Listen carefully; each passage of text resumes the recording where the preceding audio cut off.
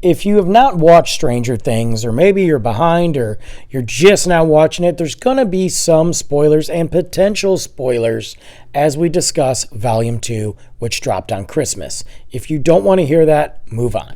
If you do want to hear that, let's talk about it. I just got done watching it because obviously I didn't watch it on Christmas, and I'm sitting on the couch because I am exhausted and I do not want to go and film this anywhere else. So, Stranger Things Volume 2 is getting a lot of mixed reviews. They're saying it's the lowest rated or lowest watched Stranger Things. We have people complaining there wasn't enough action. It was a lot of wasted time, wasted dialogue, and they feel like that the 2-hour, 5-minute season finale, which will debut on New Year's Eve, is going to be rushed. Now, I can understand feeling certain ways because of the way they released it. I don't think it was great to release it on Thanksgiving, then Christmas, then New Year's. I don't understand it. I know they're hoping that because everybody's off work and they're going to be gathered around, that they'll just dive in like it was the series finale of The Sopranos, and I just don't think that's the case. That's not what I did. That's not what I wanted to do. I watched it after the holiday. Now, I know we waited a long time and it lost a lot of people's interest, and it does affect the show and the momentum. But for me, when the last season came out, I felt like we waited a long time for that, but I was immediately drawn right in. And when I watched Volume 1, I was drawn right in.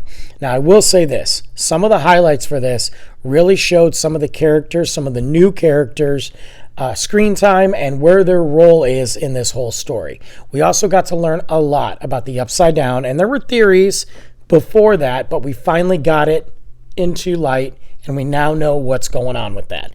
We know that Vecna is hiding, not in the Upside Down, but the Abyss. Many said Dimension X. We are now calling it the Abyss. And that's where he's kind of gone to lick his wounds and why nobody could find him. So as they were doing the crawls, it was a complete waste. We realized that the evil military is just that, a typical evil military. You would think at some point they would just decide to help these kids, but that's not what the military does. And yeah, sure, there's some scenes in there where the acting's bad, but I think overall it was a good Volume 2. There was a lot to be discovered. I like that they focused on some of these new characters, and I like how they showed just how deep this story goes. We also found out a lot more about Vecna and Henry and where he came from and what he wants to do. Now, I will say this.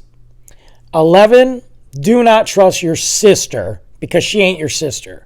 I don't know what she is, but she is pure evil. She gotta go. Nobody wants to see her. Nobody trusts her. And quite frankly, her whole let's destroy the bridge and each other to stop this cycle is obviously not the case. The fact that she called Vecna her brother and said we have to go destroy our brother when 11 has never referred to Henry as that, that's a red flag. Don't like her, don't trust her. I'm not even sure if the story she told about the pregnant women in the military base was true. I think that for somebody that has been trapped in the mind of this horrible individual like Max has for a long time, that girl needs to listen to Kate Bush one more time, okay? Because if you're running up that hill, start running. Why? Why every time does she try to get out of his mind, she's got to walk in the slowest way possible? And I know I'm nitpicking. It's for dramatic purposes on the show, but come on. I also didn't really like the wasted dialogue between her and Holly. I like their relationship. I like Holly's character.